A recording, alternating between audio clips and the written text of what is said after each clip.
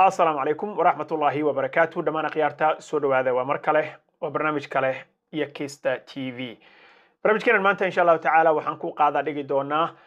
barnaamij aad ii soo jiitay oo ka socda state-ka ama gobolka Minnesota kaas oo nafac fara badan u leh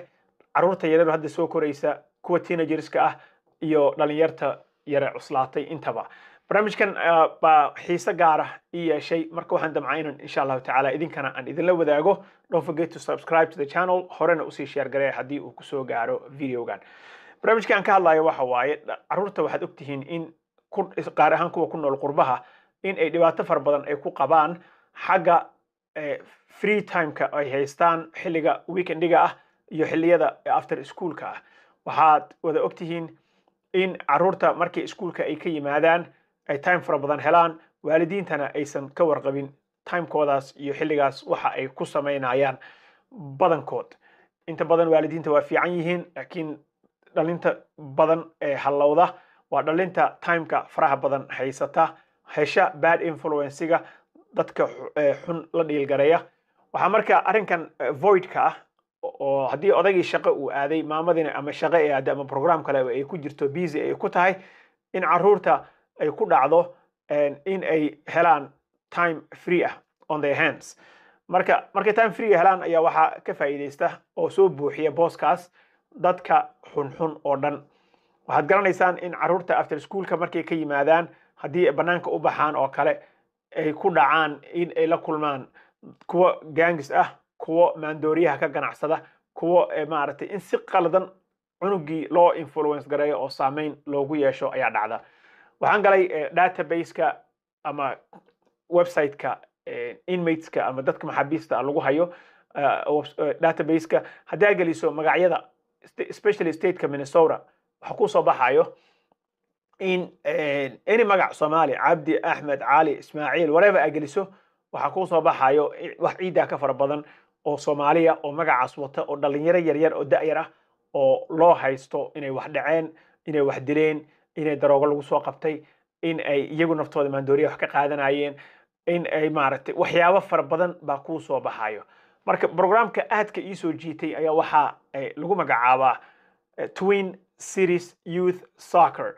programkan waxaa diyaariyay dhalinyaro iyaga naftooda isu xilqaamay in caruurta ay ka soo weeciyaan free time kaas oo ay u soo weeciyaan dhanka maaragtay inay wax kale ay ku mashquuliyaan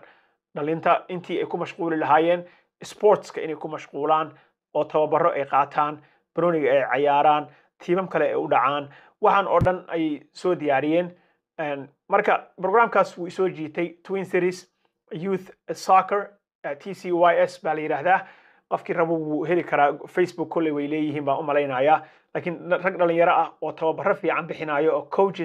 coaches haysto baan arkay oo programkaasna raba inay caruurta kaga maaweeliyaan saameynta xun oo ku yeelan karaan kuwan streetska ka shaqaysta oo annaga kulli qurbahan joogna waa wada naqaanaa what goes on markii gobolka uu dhaco ama galbihii la gaaro ama weekendiga la joogo marka caruurta faraha badan oo aad arkaysaan oo ku dhacday dhibaatada ah inay ama daroogoobaan ama maaragtay si kale loo xiro ama ay qolyo xunxun oo gangs iyo waxaas ay ka qayb qaataan waa caruurta haysata free time-ka oo xilligan maaragtay iskuulkana after schoolka program aan la geynin iyo weekendigana aan meel ay ku soo isku soo maaragtay maaweeliyaan aan helin marka programkan aad buu ii soo jiitay waan ka helay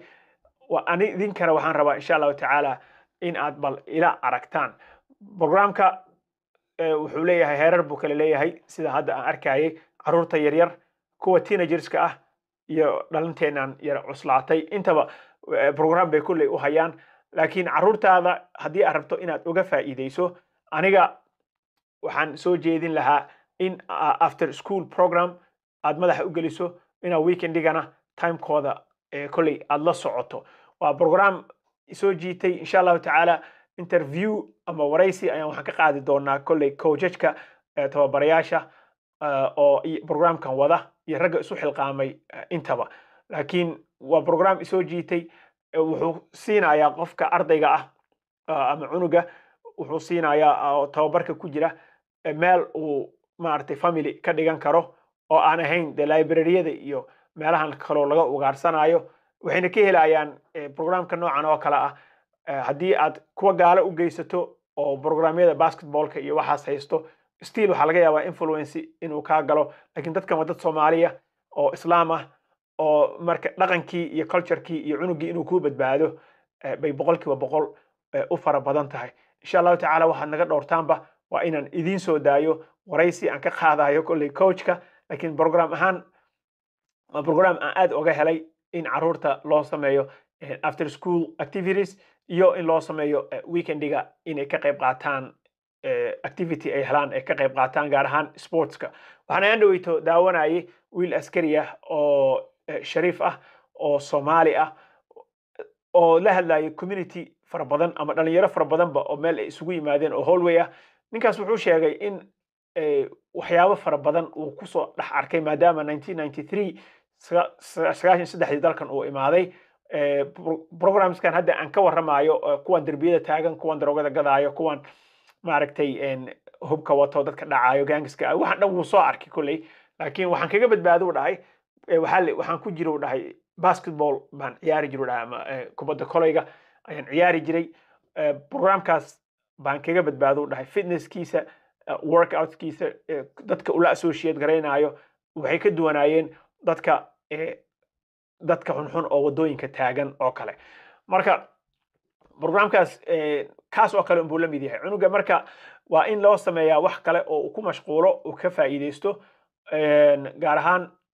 maaragtay programyadan activitieska ah oo after schoolka iyo weekendiga ah programkan way soo jiitay insha allahu tacaala waxay ka sugtaan waa waraysigii oo aan la yeelan doono coachka laakiin isagaa wixii faahfaahin dheeraada idin siin doono laakiin ani ahaan programkan aad buu ii soo jiitay waa idin salaamahayaa don't forget to subscribe to the channel and share this video insha allah wasalaamu calaykum waraxmatullaahi wabarakaatu